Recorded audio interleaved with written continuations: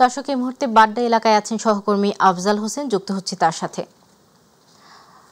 আফজাল, আজ একই দিন পরপর দুবার ভূমিকম্প হলো রাজধানী সহ আশপাশের এলাকায়, তো সার্বিক পরিস্থিতি কেমন দেখছেন এবং নগরবাসী কি বলছেন জানাবেন।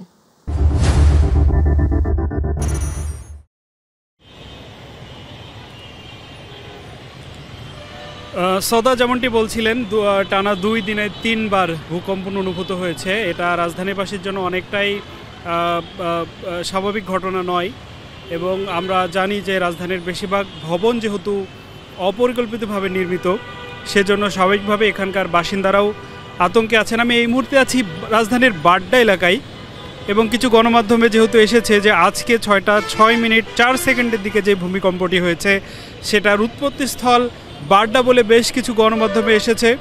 তো স্বাভাবিকভাবে এই এলাকায় একটু আতঙ্ক বেশি বিরাজ করছে, যদিও বিভিন্ন জরিপে এসেছে যে উৎপত্তিস্থল আজকেও যেটা হয়েছে সন্ধ্যায় সেটাও নরসিংদী। এবং সব মিলে এখানে বাসিন্দাদের মধ্যে, শহর রাজধানীর সব এলাকার বাসিন্দাদের মধ্যে একটা আতঙ্ক বিরাজ করছে। এবং আপনি জানেন বেশ কিছু ভবনে গতকালকে যে ভূমিকম্পটি হয়েছিল তাতে বেশ কিছু ভবনে ফাটল দেখা দিয়েছিল। স্বাভাবিকভাবেই এটাতে আতঙ্ক বিরাজ করছে। এমনকি অনেকের সাথে কথা বলে যেটা জেনেছি, অনেকেই পরিকল্পনা করছেন যদি সম্ভব হয় রাতে আরেকটু নিরাপদ স্থানে থাকবেন, কারণ যেহেতু ভূকম্পনটা ধারাবাহিকভাবে বা ফ্রিকোয়েন্টলি অনুভূত হচ্ছে, সুতরাং অ্যাক্সিডেন্ট যে কোনো মুহূর্তে হতেই পারে, এরকম একটা ব্যাপার রয়েছে।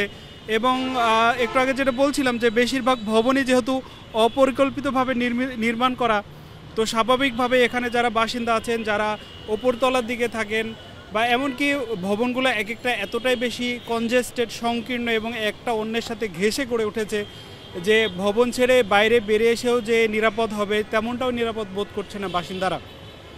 সব মিলে এই মুহূর্তে বারবারই একটা কথাই আসছে যে কিভাবে ভবনগুলো আরেকটু নিরাপদ করা যায়, কারণ বেশ কিছু প্রযুক্তি আছে যে প্রযুক্তির মাধ্যমে ভূকম্পন সহনীয় ভবন নির্মাণ করা যায়। এছাড়া আগে যে ভবন নির্মাণ করা হয়েছে পুরাতন ভবনগুলোকেও প্রযুক্তির মাধ্যমে ভূকম্পন সহনশীল ভবনে রূপান্তর করা যায়। এই প্রযুক্তিগুলা অতি সত্বর যদি ঢাকা শহরে প্রয়োগ না করা হয় তাহলে হয়তো বড় ধরনের দুর্ঘটনা ঘটতে পারে।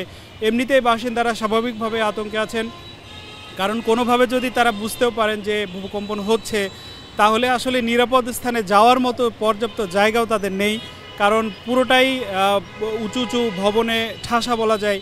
এখানে আসলে নিরাপদ দাঁড়ানোর মতো ফাঁকা স্থানও পর্যাপ্ত নাই। তো এখানে আসলে সবারই একটাই দাবি যে যে কোনোভাবে অবশ্যই যেন কর্তৃপক্ষ এই বিষয়টি নজরে আনে এবং ভবনগুলো যেন পরিকল্পিতভাবে নির্মাণ হয়, এবং যে নির্মিত ভবন যেগুলো আছে, বিশেষ করে ঝুঁকিপূর্ণ ভবনগুলো যেগুলো আছে সেগুলো চিহ্নিত করা এবং সেগুলোর বিরুদ্ধে দ্রুত ব্যবস্থা নেওয়ার দাবি জানিয়েছেন এখানকার বাসিন্দারা। এই ছিল রাজধানীর বাড্ডা এলাকা থেকে আমার কাছে সবশেষ সওদা।